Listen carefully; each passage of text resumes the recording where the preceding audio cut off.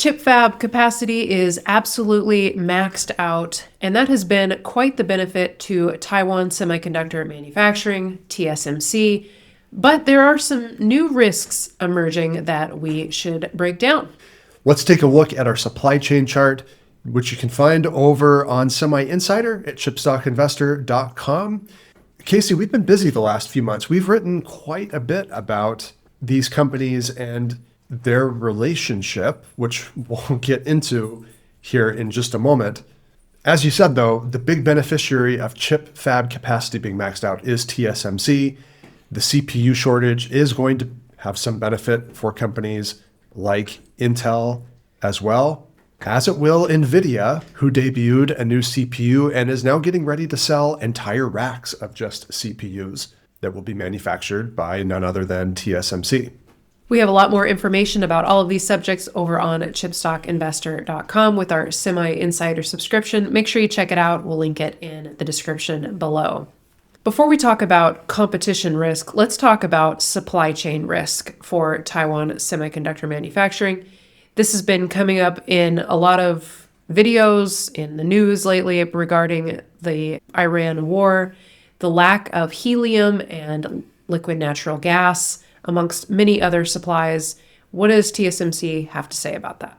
Well, per usual, the media continues to do a fantastic job of latching on to these things that capture interest for all the wrong reasons. TSMC is, yes, of course, highly concentrated in Taiwan, but they have developed a really large supply chain network. They have ample supplies of helium. Yes, a large portion of the world's helium comes from the Middle East. The closure of the Strait of Hormuz has restricted that, but helium is by and large a byproduct of natural gas production. And so the US is actually also a large supplier of helium. TSMC can shift that supply chain around there. That said, Casey, the other big bottleneck in their supply chain is energy itself. Taiwan is an importer of energy. And of course, a lot of that energy comes via the Strait of Hormuz. With that closure, there is risk that the island of Taiwan will not have the energy it needs to manufacture semiconductors. But TSMC did address this as well. They said that the Taiwan government has ensured that they have a sufficient amount of LNG or liquid natural gas supply through at least May, which is not that long. That's just a month away. But they said that the government is actively working on securing more LNG supply, diversifying into other regions as well. So this is something that TSMC is obviously very well aware of, and they have a very diverse supply chain to help with situations that happen like this. And once again, the US is a top supplier of LNG as well. There's probably going to be a lot more tankers headed across the Pacific to supply TSMC with the energy it needs. TSMC, as we showed you before, falls into the chip fab contract manufacturer, but they do have some other competitors in the IDM space like Intel and Samsung, and even Tesla is potentially going to enter the mix with the announcement of some interest in building Terafab. Now, of course, this is a number of years away. If they were to build this from the ground up, it takes a long time to build a foundry, 2 to 3 years, and then another 1 to 2 years of ramp up. So this is definitely something that would happen in the future, but there is a new relationship between Intel and Tesla. A lot of commentary on what this exactly means, what's going to happen. Let's maybe reframe this just a little bit because there was very little actually announced in this. But from Intel's own newsroom, here's the tweet. They said they're going to help Tesla, SpaceX, and xAI refactor silicon fab technology. What does that mean? What does refactoring mean? Are they actually designing chips? Are they going to be manufacturing chips? Are they going to be contributing IP?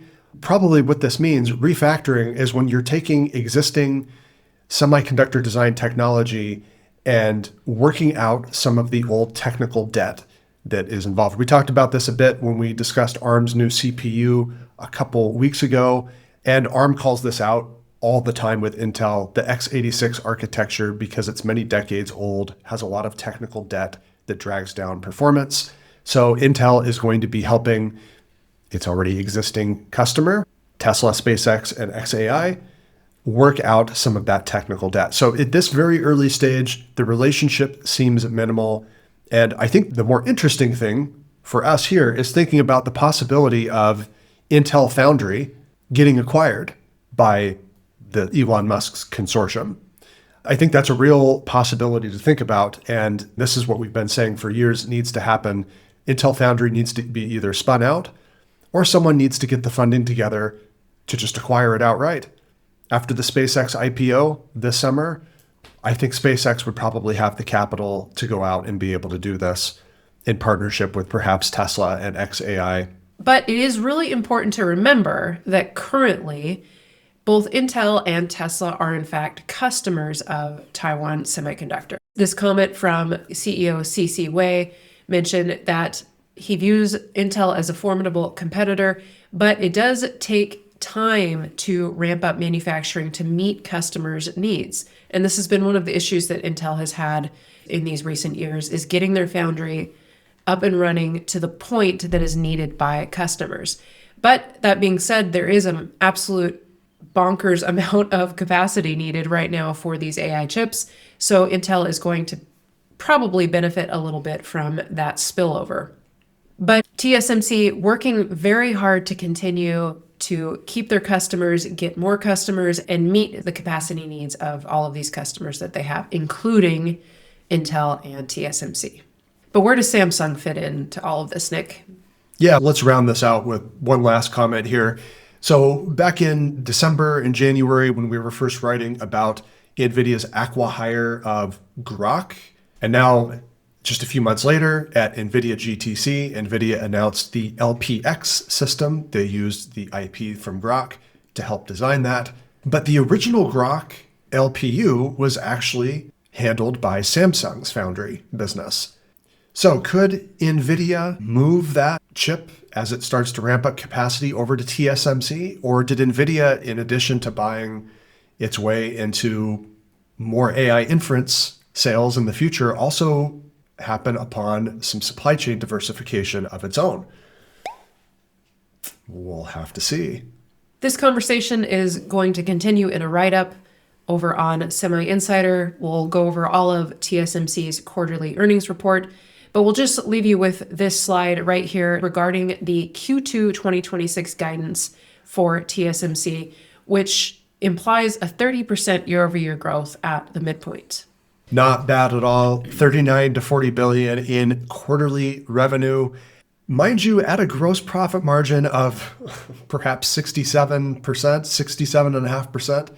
Yeah, that gross margin is still rising. So despite all of the risks from competitors, old and new, supply chain disruption, also not a new thing for TSMC. They've been through plenty of supply chain disruptions just in the last 6 years alone. The company has got a lot figured out.